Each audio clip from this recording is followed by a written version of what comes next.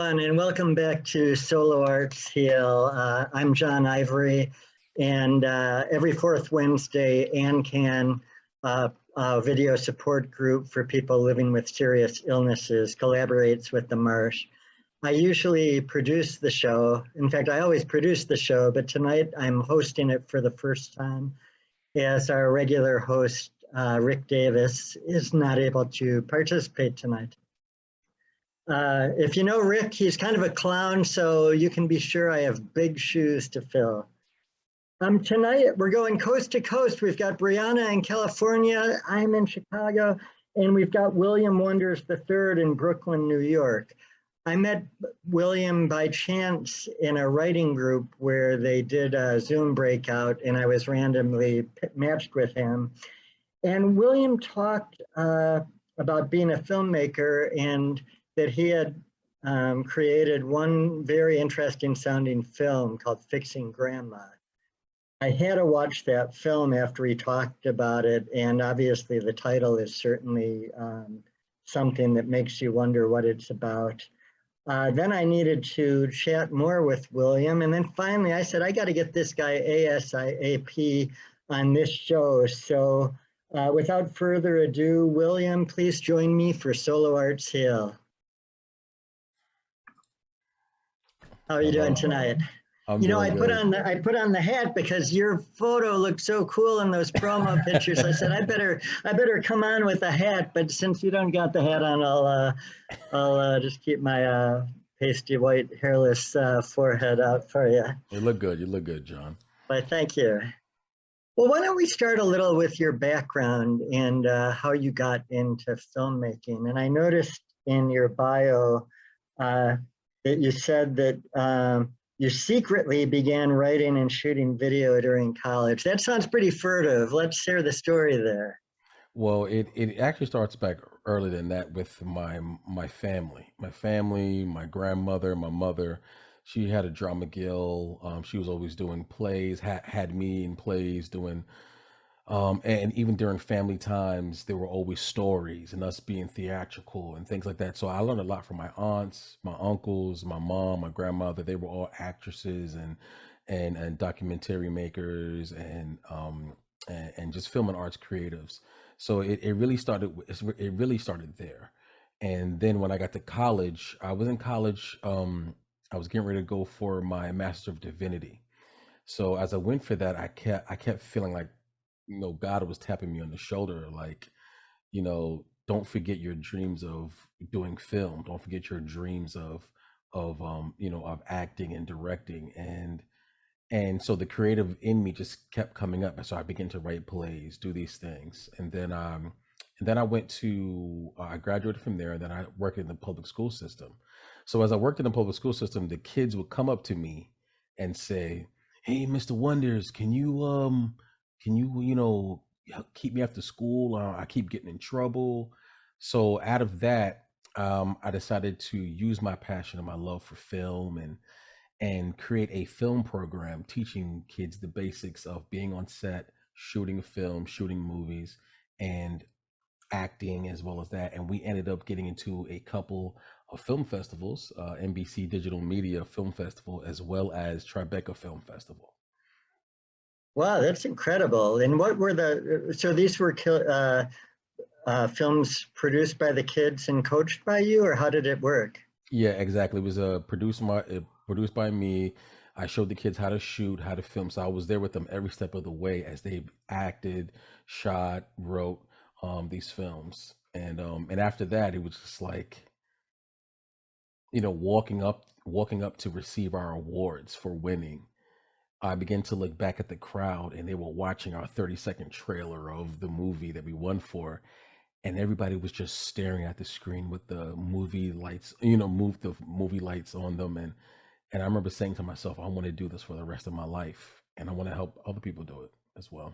Wow, that's incredible. I do some work in Chicago with kids, story writing, and just to have that, to find that passion, it's so fulfilling. It's even as fulfilling as creating one's own projects, I think, in a lot of cases.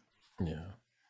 especially if it's kids that are haven't had the opportunity to have that experience and might not from their family or from their normal schooling. And a couple of the kids have actually gone on to do film in college. Some of them are in college right now for film and communications. And one of them, my star acting student, he actually ended up going to NYU for acting. Oh, So wow. it's been amazing to see the growth of them go through things, and even if they didn't go into, even if they didn't go into like the film, you know, or area or things like that and production and jobs, just them building character and building confidence in themselves and doing something that they thought was so hard, and them figuring out that it's not as hard as long as you try and put your all, you know, your all and your effort into it. Right, right, and you got to make those mistakes and get through it. Let's talk a little about your earliest films. What were your interests and what types of films were you creating? Oh, I ended up doing dramas, but for some reason, every time I do a drama, this comedy just sneaks into it. I have no idea. I don't mean to be funny; it just sneaks in there. And I think a lot of that has to do with my family. So, in a lot of my films earlier on, it was about just family dynamics. I have one called Fear Itself, where it's about a preacher going through some hard times, and then having to forgive, you know, and things like that, and how the family impacts that. And then I have one called Stacy's Touch, which is about sexual abuse. Um, and so I really like exploring themes that are real world, the problems that my brothers and sisters around me, or my little brothers and sisters around me, are dealing with, and just to kind of bring, you know, to bring some type of inspiration for them, you Hmm. know, that hey, I see myself on the screen, like I see myself and I see my problems, and now I see a solution. And I think that's kind of where Fixing Grandma has taken me. It's taken me, and Black Tools has taken me to that point. Right. And how did you happen to be in divinity school? What brought you that? I think there's some tradition of that in your family. Yeah, so most of my family members are ministers in the church, work in the church, and so we was going to you know, to church every Sunday, Wednesday, and my mother is a pastor, and she was also growing up, she was a minister and preaching the word of God, and as a good son, I had to follow her wherever she went, and so whether I wanted to go or not, but you know, I didn't mind because I got to see this black woman, this amazing black woman, encourage people, speak to people, speak life to people. And it always changed me. Like even now when she has to preach, I'm always happy and always proud to see, you know, my mother doing that. So even though she didn't force my relationship with God, she nurtured it. You know, Mhm. she talked to me about the Bible. We had conversations, and so it helped me to have my own relationship with God, and it's and that relationship with God has actually uh built character in me and even how I treat people. Mhm. So tonight, for tonight, you're talking a little about yourself, but you also created a new piece uh, for us to play tonight. Why don't you set it up and then Brianna can roll it? Black Tools was originally a creative writing from the writing group that me and you are a part of, John, Yeah, LWS, and this creative London writing, Writers Salon for the Lunder's people. Writing Salon. Yep, great group, amazing people. The the Black Tools is a creative writing piece that I wrote, and so I wanted to make it multimedia, but it's essentially about my love for wanting to be in Hollywood, make films and all the other stuff, and how my my journey from wanting to make films in Hollywood to using those same skills to address my community and help my community. Hmm. Great. Well, Brianna, if you would roll Black Tools for us.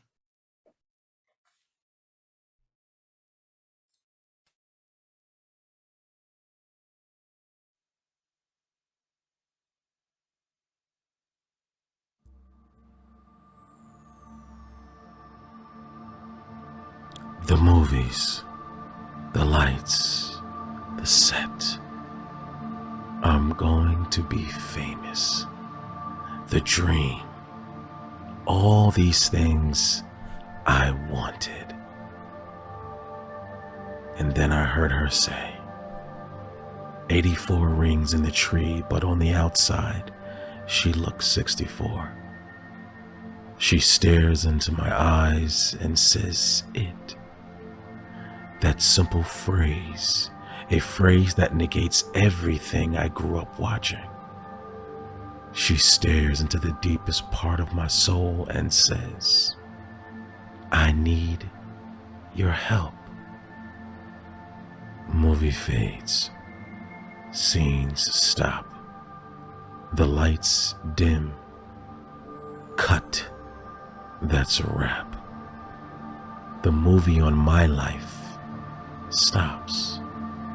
The spotlight no longer holds my attention.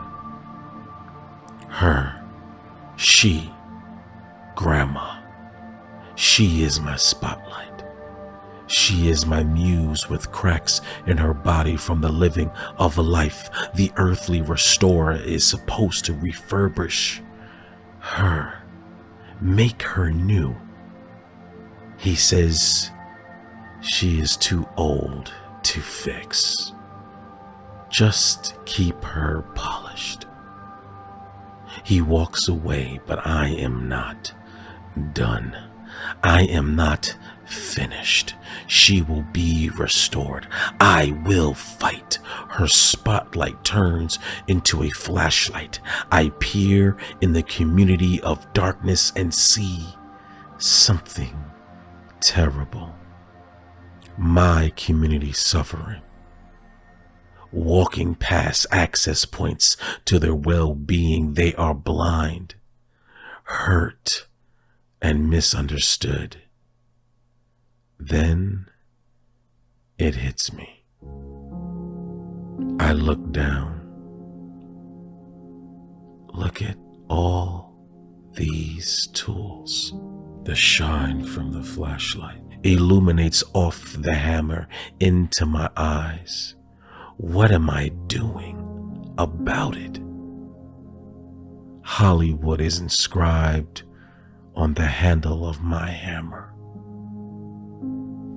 Where was I this whole time?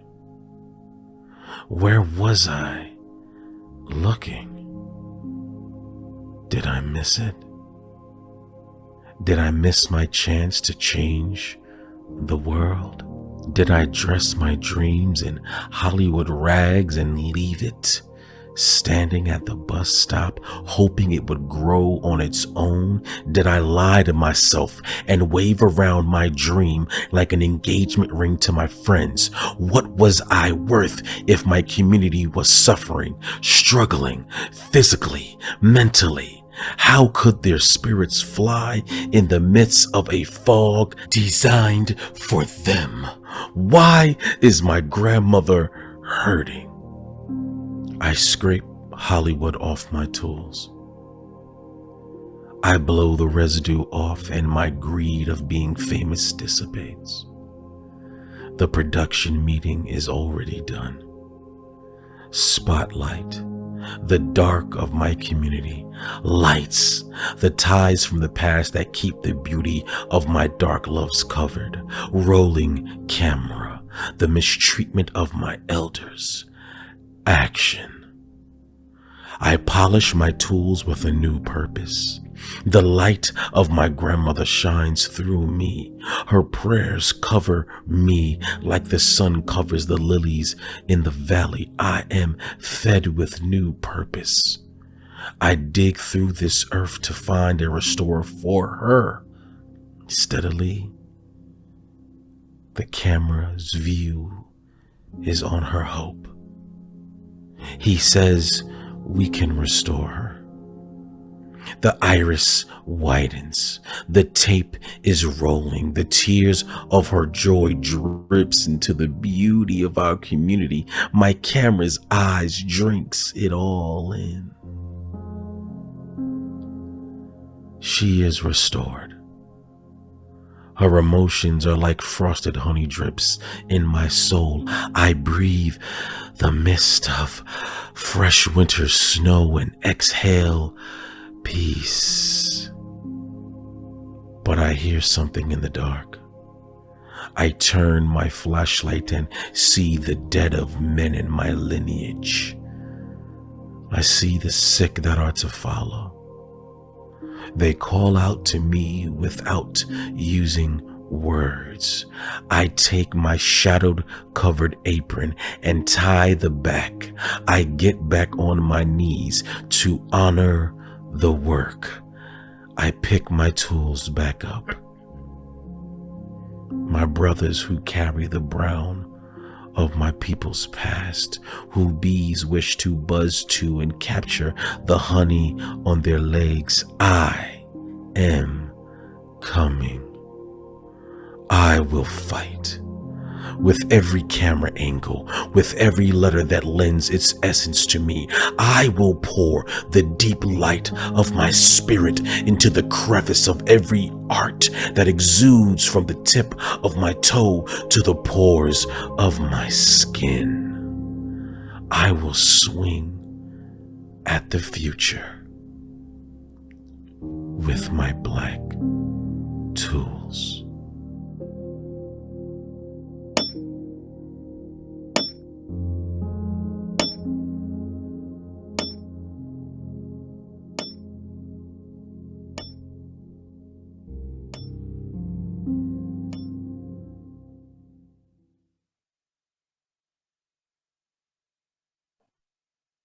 That's an incredible piece, William. Um, I think it's really powerful. And one of the reasons I wanted to have you on the show tonight is because, you know, usually Solo Arts Hill, most of our guests are people who themselves have illnesses, and then we have people on who are caretakers. But with you, it's interesting. I'd like to talk a couple things. One is your grandma. So you clearly have an amazing relationship with her, and we're helping to give her care during the shooting of this, and people will see some of Fixing Grandma in the next segment. And then two, though, there's somewhere in there you got passionate about realizing, and maybe you had for a long time, realized the inequities in the healthcare system for the Black population, and that probably, or I should ask you, you know, how your experience with your grandma focused you on that. But let's start with your relationship with your grandma. Let's talk about that a little more and how it came to be that you found out that she had this back pain and wasn't being treated adequately for it. Well, it's weird because my grandmother, like most of the women in my family, they're strong. And so my grandmother's always been this matriarchal figure in my life. Oh, sweet, always sweet, always affirming, will get on you if you mess up, Uh, And so to see her go from it was a matter of 6 months that she wow. was traveling, going to Israel, all these places, her walking to church by herself. Sometimes she was a runner, she's you got to make sure you catch her when you can. Going from that to her tripping, her falling, and then her tripping and falling, and then us finding out about it later, wasn't too happy about that. And so in the span of 6 months, she went from tripping to bending over to not being able to move properly. And the doctor's office was like the last straw, because I Mhm. took her to the doctor's office, and I said to her, we talked to the doctor, and his first question was, well, how old is she? What does that have to do with anything? Right, You know, right. now, of course, from their standpoint and how they're looking at it, once they reach a certain age, then, these things just happen, and it's like, but you don't she wasn't doing any of this 6 months before. There's a problem. There's an issue. It's not like old age is just taking her over. So he said, well, she's 84 and that, this is just what happens. Hmm. So you're telling me that my able-bodied grandma in a span of 6 months just got old in 6 months and that was it. And if you know anything about me and my family, we don't play that. Okay, for lack of word, we take care Right, of each other. We take care of family is very important for us. So we took it to another doctor to get his opinion, and he said the right. same thing. Wow. So it was at that point I knew I was going to do a documentary about this because there's something for those that care about people and those that do work, in the world and teach and those other things. There's this thing called injustice that it just eats at us. We hate to see it. We hate to look at it. We hate to be around it. And so when injustice happens, especially for people in my family, we have to say something. And something had to be done because there was no way I was going to let that go, because my grandmother was my mentor, one of my best friends, and still is. So, got the family together. We talked about certain things and we end up going to a knee doctor. And the knee doctor said, hey, I think I know somebody, Dr. Anders Cohen. And she got x-rays. He checked her out. And just with the effortlessness, he said, yeah, we can fix her. Wow. Just like, but how many people in our community, in the Black community, are going to get past the first doctor's prognosis, the second doctor's prognosis, Right, and that's an issue for me because it was a simple thing of, yeah, we can fix her, no problem. But before all of that, there was this injustice happening. And that's what Fixing Grandma is about, is her story. But then what came out of that was, let's talk about the injustice happening. right. I'll make a quick plug for ANCAN too. Be your own best advocate is the slogan at ANCAN. And you're right. It's, even, in my experience with people, mainly with cancer, even the most educated and, the most privileged people don't always realize you can get a second opinion. And certainly people who have not received adequate health care, or they're not going to the best hospitals and that sort of thing, makes a lot of sense. So what do you think so you've obviously helped your grandma through this and you filmed it, it became a project for you along the way. What are your hopes for the broader community, and especially the African American community, in using the arts to help people care for their loved ones and for the loved one themselves to advocate for themselves? Well, the first thing is to push hope. Mm-hmm. A lot we hear prognosis and we forget that there's hope on the other end of it. That we just see this bad thing and a negative thing, and it's like, no, there's hope. It's not over. It's not done. And also for see, a lot of people when I was doing a documentary were telling me, yeah, you should go after the medical community and blah blah blah and go and it's like, okay, but what happens in the meantime? Right, There has to be it. If somebody's screaming at you, you're not really hearing them. So I wanted to present both sides of the coin, you know, and I wanted to present both sides of the coin, the doctor's purview as well as the community, so that we can create dialogue. The whole issue is that we're not talking and nobody's hearing each other. right, So we have to have a place where we can have a place to talk and challenge certain ideas about what a doctor might think about, or challenge certain ideas about what a somebody from the community might think about, and challenge those things, and so that we can get full information from both sides. right, And also, what I really wanted to do, what the third thing was to do this documentary in a way where future doctors were going to come and watch this, and people who weren't the best at bedside manner and dealing with people in hospitals, for them to see this and say, hey, that's you. Part of these characters that are being addressed in this documentary, that's you. And you can change. You can make a change. Because it's interesting, when I did the documentary and it was finally finished, we had some experiences in the, during her surgery and things like that. There were some people, some medical staff that weren't, so nice. And as soon as they found out that we were doing the documentary, all of a sudden it was like, oh, and their attitude changed. Because they were on camera, or because they got what you were trying to do, or both? Well, because the person that allowed us to film, Dr. Anders Cohen, when they found out that he was a part of it. Oh, and so now in his area, I'm allowed to come in and film and things like that. And people started acting real differently when the camera's around. Imagine that. And when you have the buy-in from the top dog. Right, exactly. And so there was a couple of experiences that we had with grandma that my family helped Dr. Anders Cohen to address.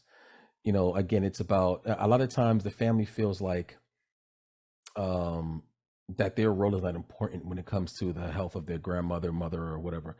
Family, you are so important, because a lot of times our elders don't have an advocate, but you are the advocate.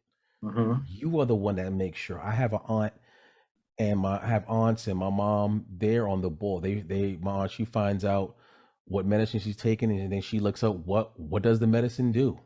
What's in the medicine? What are the side effects? That's your right. Right. That's your right. And so, family, you are the first advocate for your elders, and don't ever feel like that you can't ask questions. Right. And also, the doctors are able to spend less and less time with patients based on the payers and the insurance. So it's even more important that people advocate for themselves. Well, let's talk about your next set here. We're going to meet Grandma in person, I think, in your next set of clips. Why don't you set it up for us? These are some clips from Fixing Grandma, and just from the documentaries, you can get a little look at it. It's on Amazon Prime. But we just wanted to give you some clips just to kind of see what the documentary is about. But you get to meet my beautiful, intelligent grandmother, and in her words, how she experienced what we had to go through. And just while you're plugging Amazon, it's about 40 or 50 minutes long, I think. So it's not a big time commitment either for people that want to take a look. So I highly recommend it. I laughed, I cried, I was inspired. It sounds like all the cliches, but it actually was true. So Brianna, if you could roll the excerpts from Fixing Grandma, we'd appreciate it.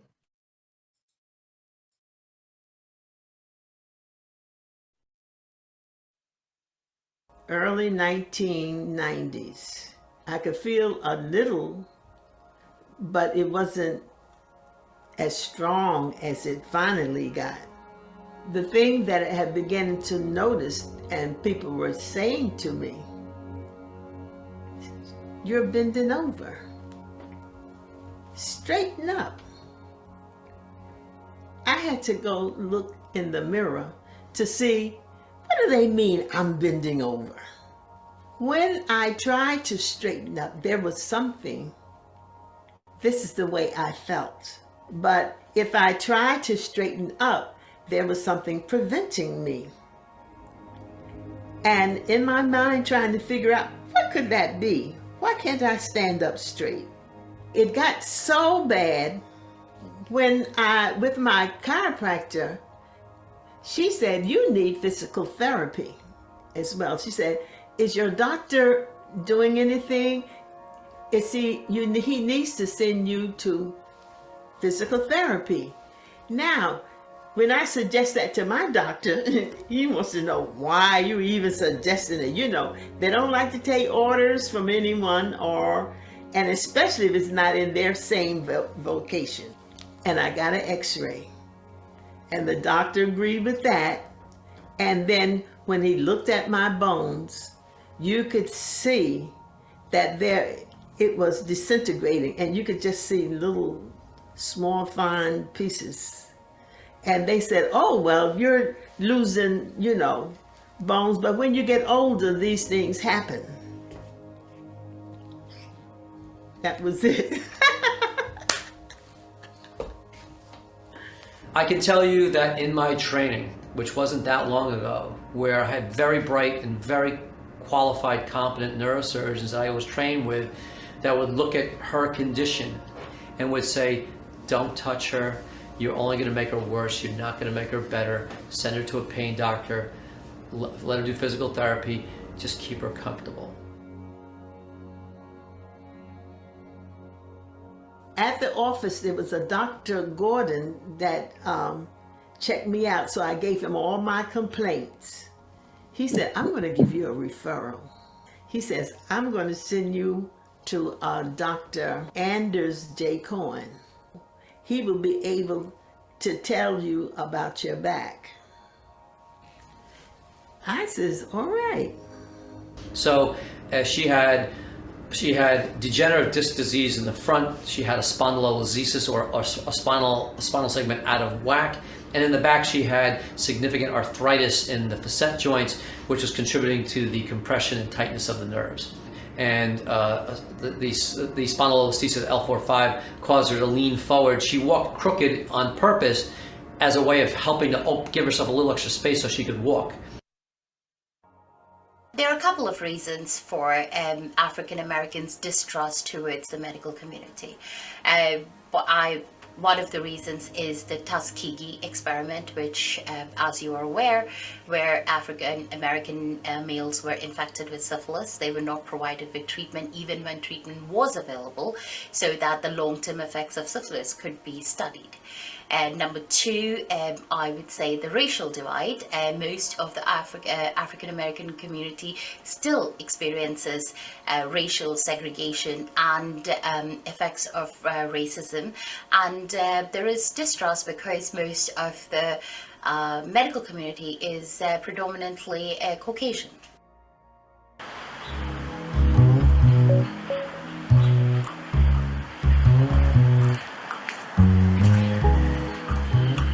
If you want an honest opinion from the community, then look no further than where they get beautified. Evolution Groom is a natural hair salon in the heart of Brooklyn. And they were honest about how many times they went to the doctor and how many times they didn't. About 4 to 5 times a year. Yeah, I probably would be under the umbrella of people who maybe go once a year, and that's only if something's wrong with me. Well, I try to go regularly, at least every 6 months for my checkups. I go to the doctor as regular as I can. Any little problem I feel, a little achy hair, itch hair, I'm at the doctor. Once a year. And if I don't feel anything's wrong, I'll probably see her once every 2 years.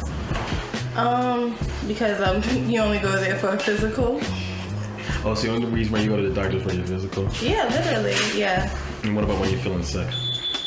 When I'm feeling sick, I just use natural remedies or, I try to do natural stuff to cure my sickness, so I don't really rush to the doctor. It's so funny, I never thought about it until you literally just asked me that question.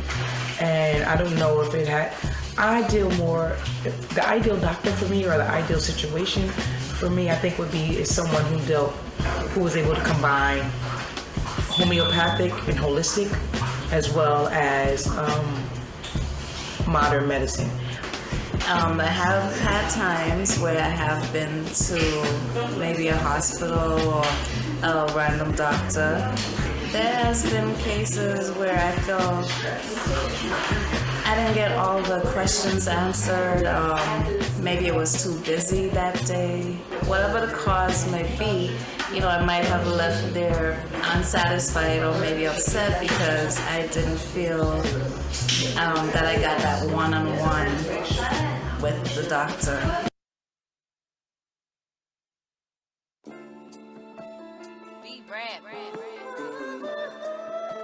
She was definitely one of the easier patients. She was always pleasant. She was always very nice to deal with. Always a positive attitude. Very motivated to get better.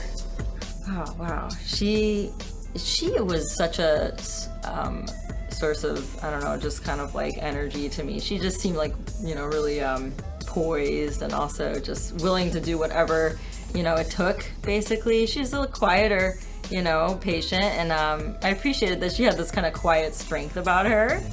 So we really had to address her balance a lot. It was an issue. So we used a variety of different approaches to balance, a lot of different theory behind it. The end product doesn't look very technical, but there's a lot of thought about all the different vestibular systems and strength and things like that. Definitely from a therapeutic standpoint, she needed to increase her standing tolerance, because it's something that before she came into the hospital, she needed to, she couldn't stand for very long periods of time without having pain. The physician responsibility of improving or maximizing a doctor-patient relationship all starts with FaceTime and your communication skills. And if you walk into a room with a patient and your first thing you're doing is looking at your watch, or you kind of got this rehearsed thing that you're going to be in and out of a room in 5 minutes regardless, you're setting yourself up for a disappointing patient and having less than, having substandard or suboptimal relations. When a patient's in front of you, just as if you were the patient, you want that whatever time's required to get that information across and to get a rapport. The way that you approach the patient and the way you deal with them has a lot to do, especially with what I'm trying to do, is to get, motivate these people to do something that they don't want to do, which is exercise and get out of bed when they're tired and sore and painful and things like that. So if you bring a positive attitude and you deal with them and you have a good rapport with these patients, then it's much easier to sort of coax them into doing the therapy. So I think the way you go about it and the way you present yourself and the way that you sort of build that rapport with the patient is really important. I mean, you're not going to get very far, if anywhere, if you don't have, if you don't establish some kind of rapport early on, and it has to be genuine. You can't just put on a fake smile, or you can't just say, come on, let's like rev it up here and motivate them by being a cheerleader. You have to really meet them where they're at and just allow them to go through whatever they're going through, whether it's grieving or whether it's, just getting frustrated. I think that's incredibly important to respect that, and because it's all part of the healing process.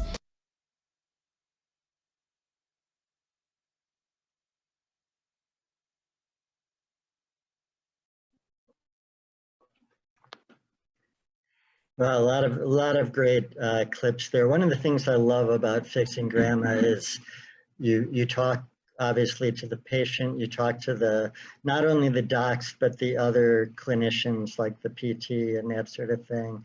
But the beauty shop, I mean, how did you decide to go into the beauty shop? And if it wasn't a documentary, I would have thought that those women were acting with all their different abilities.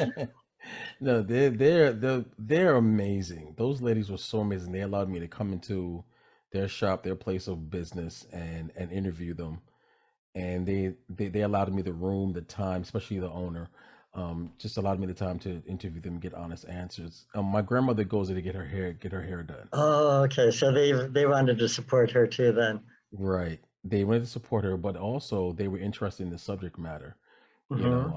Especially with the subject matter dealing with one of their people, one of their clients, as well as themselves. There were stories in there that the ladies talked about, but it was just interesting because I wanted to get their just their opinion on things. They were really interested in the holistic side, and and so that I know that's a different thing as well, how we eat, the way we eat those things. And a lot of times in the Black community, we deal with problems after instead of being preventative. So that's what they talked about a lot, and I wanted these people who are just like everybody else. It was great to get their just to get their understanding of what they thought, Right.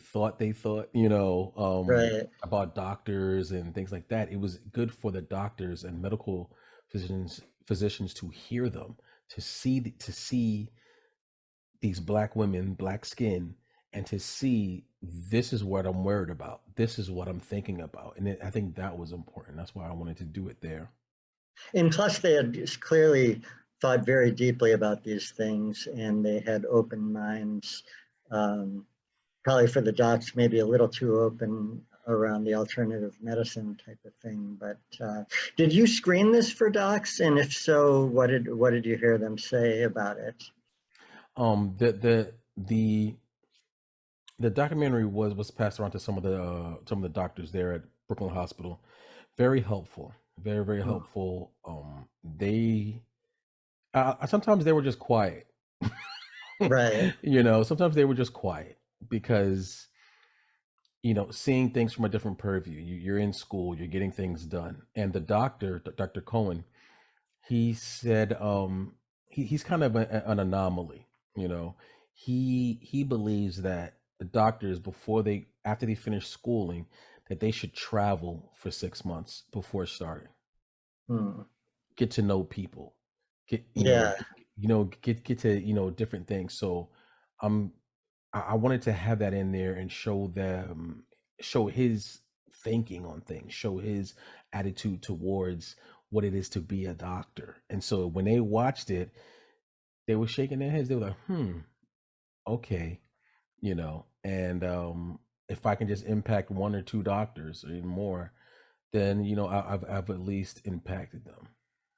It's interesting. A couple things. One, a friend of mine's a surgeon, and she worked at a medical school, and she would have the residents read poetry and discuss it in a group. Obviously, a very small part of their time, but and a lot of them were like, well, what the hell is this? I didn't come here to, I'm here to do surgery. I'm not here to read poetry. But she actually found that it really stimulated some discussions, and it'd be interesting if the film could do, this film and your coming films could do that too. And I can't remember the other thing I was gonna say about it. So if that comes up, I will say it. So let me ask you this. So I think you live in Bed-Stuy, right? Yes. In Bed-Stuy is still predominantly African American, Black. Yes. Tell me about COVID and what you learned from the community when the COVID shots came out, and how people talked about the diagnosis they were getting, the testing, and then when the shots rolled out, and who wanted to get it and who didn't. What conversations were you hearing there? And especially when I was working on the new documentary, that was a part of it. I, but when it happened in the midst of it, of course it was scary. Yeah. It was like it felt like the zombie apocalypse was upon us. and but then also to see your friends and family pass away, like that, it was Right. just traumatic. Like I knew you a couple of I knew you a couple of days ago, I knew you a couple of months ago, and now you're gone. I think with the shots coming out, it was mixed, because it was like, okay, like even me, I was a little fearful. Mhm. I was very cautious. Is this going to change my body? Is this going to change who, what things are happening? Then you hear stories. So I think there was a lot of caution in it, but also I think information needed to be uh given out there about the shots and stuff like that. And so like my family got the shots, especially my grandmother, because we wanted to make sure she was safe. But me, I watched. I am it's bad to say, but I was watching to see how it affected everybody else. Like, you good? You okay? All right, I don't see a third arm growing out. Okay, all right, you good? And then I and then I eventually got it, because as I was doing the new documentary, I was traveling to see other people, so I wanted to make sure I was as safe as possible, and in both ways, with them and with me. But it was scary. It was scary, But until you got the information and you watch, and it's okay. Like, again, a prognosis comes. You have the right to watch. You have the right to ask questions. You have the right, But don't just sit there and say, "Oh no, blah blah blah blah." The government, blah. No, ask, research. This is your life we're dealing with. I actually had some people that were not from the community talking about the whole COVID thing and giving numbers of, well, it was only this amount of people that passed away, and I was like, one was enough, and that was disheartening, but it was like, you know, you're an advocate for your people if you choose to be, and Right, definitely. I choose to be. And you've chosen to be with a new group now. Let's talk about your new film, Othello Rising, which I know that, well, tell people where you are with it and talk about your fundraising. Well, we're fundraising for finishing funds to take it to sound and color. We're almost at our second draft of the documentary. We're doing focus groups, and essentially Othello Rising is about the current state of health of Black men in America. As I was doing Fixing Grandma, I was interviewing my uncle in the midst of it. He was talking about his experience with, medicine, and he said something that it touched me. My Uncle Don said, I never remember my father taking me to the doctor.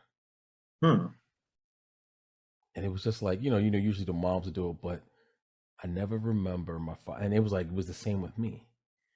And then I started looking at how I took care of my body, how men take care of their bodies. All of a sudden there's cholesterol and all these things are happening. So when that happened, I remember going to the doctor, and I said to the doctor, I said, "Hey, I want to get my cholesterol checked out."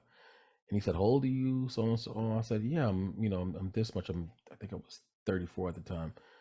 And he said, "Well, you don't have to worry about that till you're 40." Like, there's research that Black men have a problem with cholesterol, high blood pressure, diabetes, all this stuff, and you're telling me to wait till I'm 40.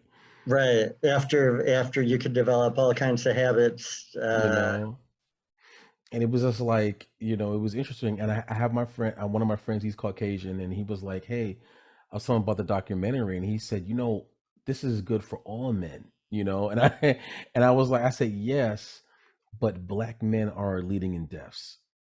Right. Well, let's watch the trailer for Othello Rising. Brianna, if you would cue that up.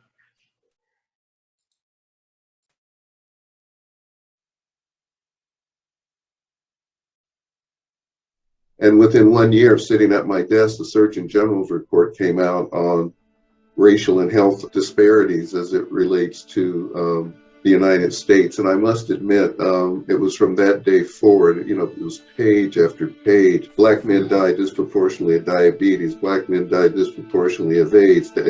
Black people die disproportionately of colorectal cancer. Black folks die disproportionately of heart disease, of lung disease, of lung cancer, cerebrovascular disease, stroke.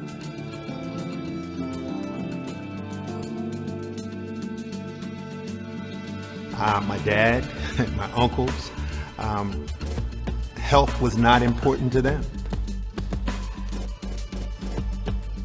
Honest conversations with men.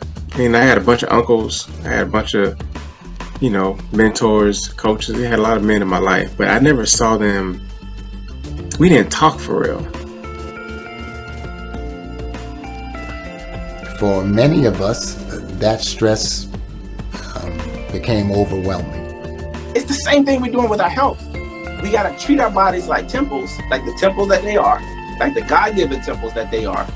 And if we do that, then we're going to maximize our ability to live long and healthy lives. We are the sons, grandsons, nephews of kings.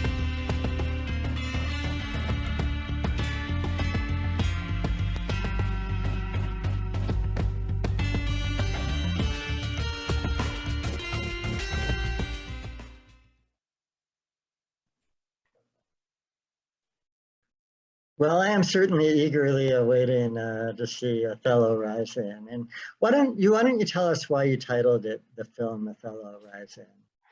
One of my favorite plays and actually movies is Othello. And at an early age, as I did my research on it, and the reason why it was my favorite, because of the research, I found out that Othello is a black character. He's a Moor, Mm-hmm. and it was like, wow, this guy's a Moor. This guy's he's a king. Like, he's got status even back then. Like, who is this? Who is Right. this guy? And then you find the story that he was manipulated. By somebody he was supposed to be able to trust, and he was manipulated to the point to not only did he kill the love of his life, but he killed himself. And a lot of looking at history from slavery and things like that, it seemed like a similar story to what's been happening to black men and how we've been targeted, how the black family's been targeted. And I wanted to reverse the story of Othello. I wanted to have Othello rise to be the king that he was before he was manipulated, to be the king, to see past the manipulation, to see past the hurt, and to not only to kill his family, but to raise his family up. So much has been done for us to live out in real time that Othello story. But I'm here as an advocate to say, I want my black men to rise up, to be healthy for themselves, and also to raise up the families that care about them and trying their best to raise the men in their family up. Wow, that's really powerful. How long did it take you to come up with the ideas and to plan out the movie? And then I guess it's a documentary, so you don't write the movie, but decide who to interview and what you're going to ask them and that sort of thing. My first, I wanted to test, so I did some research, testing out how I wanted it to look.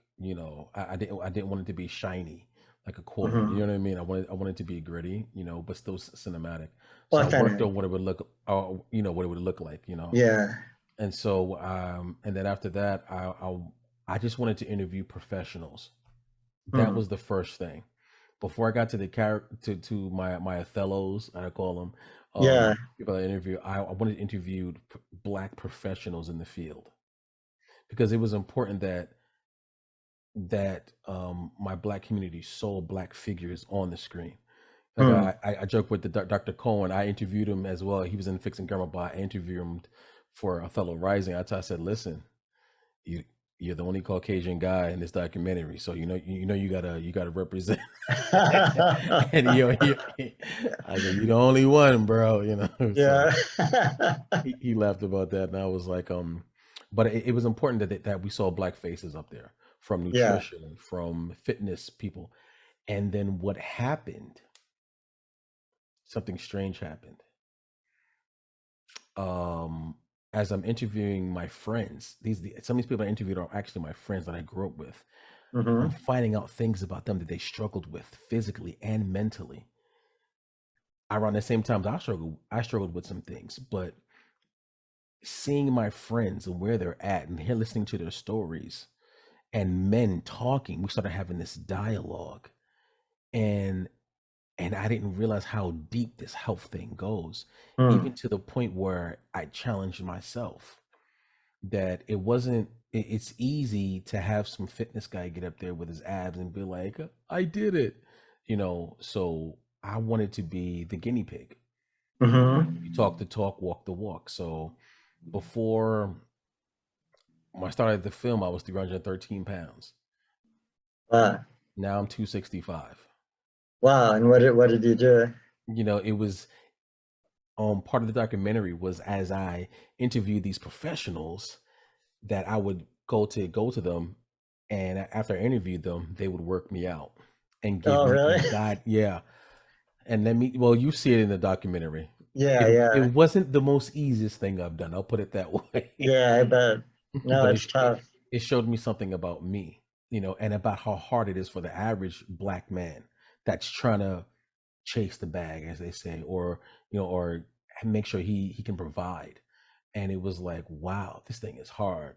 And so through my family helping me out as well, thank God for my family, um, I learned to have these conversations. And then these fitness people that certified fitness people, not Instagram models, stuff like that, nothing like that. Certified. You have to make that clarification. You have to. Certified people, nutritionists, certified, fitness trainers. These guys became my friends. They became like my partners in crime, my fitness guys. And now we do lives on Instagram. And so what happened was the documentary has changed me as a Black man to start looking at my health, looking at the health of others. It changed me, and I'm like, what if it's changing me? I'm sitting there doing a documentary about, the health of Black men, but I'm tearing up these cheeseburgers. Yeah. We gotta get it done. And so my family my family doesn't really understand. Like my Aunt Mary, she always helped me, was always telling me to go on vacation. And so the documentary began to open up these conversations with my own family, with me, about, hey, what are you doing for your mental health? What are you doing to get away? What are you doing to rest? When have you rested? Why haven't you gone to Mexico? Why haven't you taken that vacation? Well, and the answer I always get, I gotta work. And it's like, yeah, but what are you doing for you? Yeah. No, that's a struggle for everyone who's really a professional. We're running short on time, but I want to get to a couple audience questions. The first one, your grandma looks like she also has Native American heritage. Do you know if that runs in your family? The person's wondering if you might be interested in health equity for that minority as well. That might be a whole nother documentary, because my family is big into DNA. And so my Aunt Michelle, she's been spearheading us in our DNA, and we found out some things. We found out we thought it was Native American, and it ended up being grandmother got some Asian in her, and it's amongst other things. But I feel like I would love for my platform here, like, to answer the question, I would love for my platform here to open up other platforms, shows, documentaries, to address the medical needs in those communities, in those right. It's like sowing a seed. Right. Yeah. I would love that. Somebody sees that, hey, let me do something, or hey, well, let's see if we can collaborate. Like, because the next thing I really want to work on is two things I want to work on. The only one I can't say right now because we're actually almost in production on it, but I want to work on the health of Black women, and I want to partner with a filmmaker, a female Black filmmaker, on that. So that's the other thing, because that's a whole nother spectrum. Like Black men and stuff like that, it's deep things like that. But the things that I've come in contact with when it comes to our sisters and the medical, it's crazy. Even things with my grandmother, like I had just found out through interviewing her. And I was like, this needs to have its own thing. So yeah, I would love for my documentary to talk about that, and also bring up those things in the different communities, and then raise up those filmmakers in those minority groups to address these and to address it properly. Great. Well, on that note, I just have to say it's been really a wonderful opportunity to meet you, and for the audience to meet you. And I think we all learned a lot here. And thank you very much from Solo Arts Heal, from the Marsh, and from ANCAN for joining us. And couple things to close this out here. First, the Marsh gives ANCAN this forum every month, and you can also watch Solo Arts Heal on the other Wednesdays of the month. But they do this all for free, and like any arts organization, especially performing arts during COVID, they've struggled with the box office. So if you could, even as the guys on the street say, if you can give just a little bit, that'd be great. And then I want to preview next month. Join us next month on Solo Arts Heal with ANCAN, where ANCAN's own Hannah Garrison will perform a live art demonstration of how she uses the visual arts to help heal patients with serious illnesses and to help herself heal as she lives with her own diagnosis of MS, multiple sclerosis. So thanks again, and I'll throw it back to you, Brianna.